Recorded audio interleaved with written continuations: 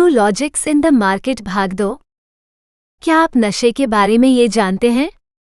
All hidden questions. ये किताब श्री दीपक सत्य द्वारा लिखी गई है। प्रश्न 11, क्या नशा आदत या लत हो सकती है? उत्तर। सबसे पहले आइए समझते हैं कि आदत क्या है। प्रकृति ने हमारे मानव शरीर को कई गुण दिए हैं। उनमें से एक आदत का तंत्र है। आदत के तंत्र का प्राथमिक कार्य हमारे शरीर को उन चीज़ों की ओर धकेलना है जो हमें पसंद हैं या हमें करनी पसंद हैं। आदत के तंत्र का दूसरा काम हमारे शरीर को उन चीज़ों की ओर धकेलना है जो हमारे शरीर, हमारे घर, हमारे परिवार या हमारे समाज के लिए उपयोगी होती हैं या हो सकती हैं। आदत के उच्चतम उच्च स्तर को लत कहा जाता है। जब आदतें अपनी बुलंदी पर पहुंच जाती हैं तब वे लत में बदल जाती हैं। बावजूद इसके कोई भी लत हमारे लिए उपयोगी ही होती है। इकलौती व भयंकर समस्या यह है कि हम अपना समय अन्य गतिविधियों में देना लगभग पूरी तरह ही बंद कर देते हैं। हम सिर्फ वही करते हैं जिसकी हमें लत लग चुकी होती हैं। अब आपको आदत और लत की प्रणाली को थोड़ा गहराई में जाकर समझना होगा। आदत या लत हमें उस काम को करने का या उस चीज़ को पाने का केवल संकेत देती है, मगर वे कभी भी हमें उस काम को करने के लिए व उस चीज़ को पाने के लिए मजबूर नहीं करती है।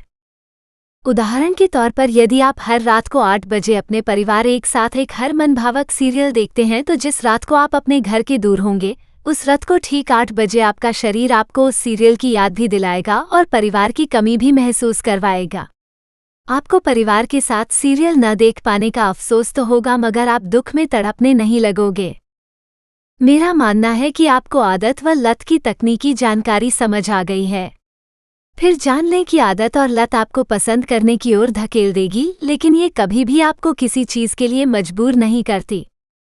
वहीं नशे की बात करें तो नशा न मिलने पर अमीर से अमीर आदमी औरत भी सड़कों पर बीड़ी मांगता देखा जा सकता है। वो अमीर आदमी औरत जिसे ये लगता है कि नशा उसकी आदत है, वो यह नहीं देख पाती कि नशा उसे किस हद तक गिरने को मजबूर कर चुका है। आपको चाय पीने की आदत हो सकती है। चाय न मिलने पर आप सब्र कर जाओगे, मगर नशा न मिलने पर लोग चोरी, डाका और हत्या तक कर देते हैं। आपने अखबार में पढ़ा होगा, रेडियो पर सुना होगा और टीवी पर न्यूज़ देखी होगी कि किसी व्यक्ति ने नशे की खातिर चोरी, डकैती और हत्या कर दी।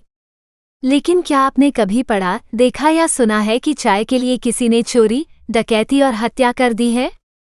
आप इन शब्दों को अक्सर एक साथ सुनते और पढ़ते होंगे, नशे की लत। यह आमतौर पर नशे की मजबूरी के लिए उपयोग किया जाता है। दोस्त, मुझे यकीन है कि आप आदत और लत की प्रणाली की तकनीकी समझ पा चुके हैं। अब आप ही बताइए, अन्य आदतों और नशे की आदत के बीच इतना बड़ा अंतर कैसे हो सकता है? जी हाँ दोस्त, इस फर्क का इकलौता कारण यही है कि नशा न तो आदत होती है और न ही नशे की लत लगती है। नशा तो मात्र एक मजबूरी होती है। जो इंसान नशा करता है, नशा उसके शरीर की ऐसी मजबूरी बन जाता है कि व्यक्ति जेल जाने को तैयार हो जाता है, मगर उसे नशा चाहिए ही चाहिए। नशा और लत के संयोजन से बनने वाला वाक्य नशे की लत वास्तव में एक नकली शब्द संयोजन या वाक्य है। यह नकली वाक्य दवा फार्मास्यूटिकल माफिया द्वारा फैलाया गया है।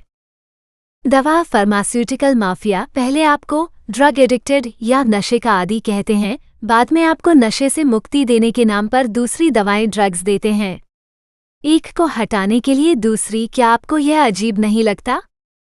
दोस्त, नशा कभी किसी बच्चे या नेक अच्छे इंसान की आदत या लत नहीं हो सकती।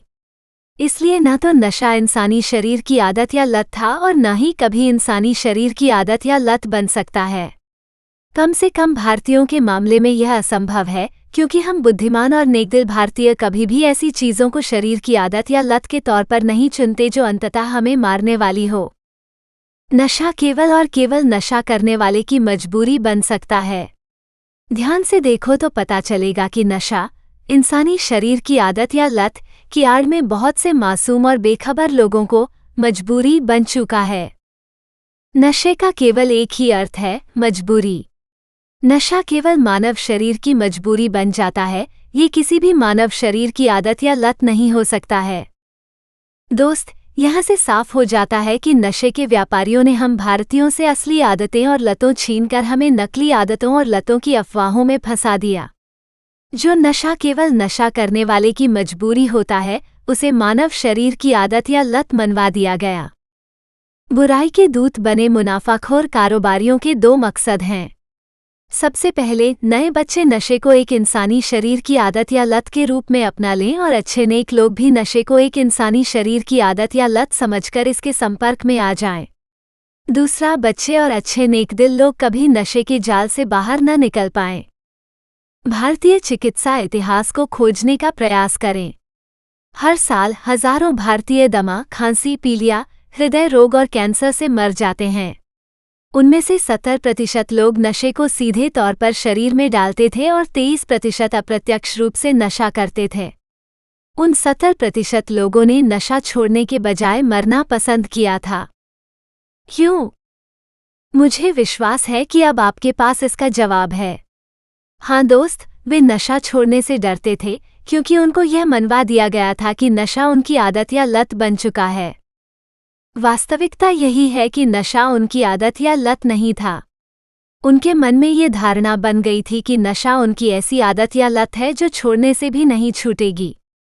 यही कारण था कि वे लोग नशा छोड़ने से डरते थे। यही कारण है कि लोग आज भी नशा छोड़ने से डरते हैं। अब आप जान चुके हो कि बुराई के दूत बने मुनाफाखोर कारोबारियों के दो मकसद हैं। सबसे पहले, नए बच्चे नशे को एक इंसानी शरीर की आदत या लत के रूप में अपना लें और अच्छे नेक लोग भी नशे को एक इंसानी शरीर की आदत या लत समझकर इसके संपर्क में आ जाएं। दूसरा, बच्चे और अच्छे नेकदिल लोग कभी नशे के जाल से बाहर न निकल पाएं। इन्हों दो उद्देश्यों के लिए बुराई के दूत बने मुनाफाखोर कारोबारियों ने अफवाह फैला दी कि नशा इंसानी शरीर की एक आदत या लत है। जाहिर है यह अफवाह सफल रही है।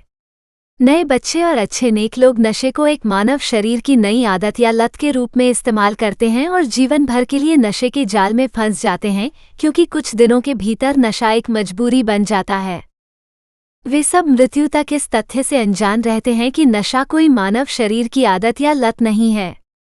ये मासूम बच्चे और अच्छे नेक लोग आखिरी सांस तक आदत या लत के रूप में नशा करते हुए बुराई के दूत बने उन मुनाफाखोर कारोबारियों की जेबें भरते रहते हैं, जिन्होंने सबसे पहले तो जानबूझकर ये तथ्य छिपाया कि नशा एक मजबूरी है, और फिर उन्होंने सोच समझकर यह अफवाह फैलाई कि नशा मानव शरीर की एक आदत या लत है।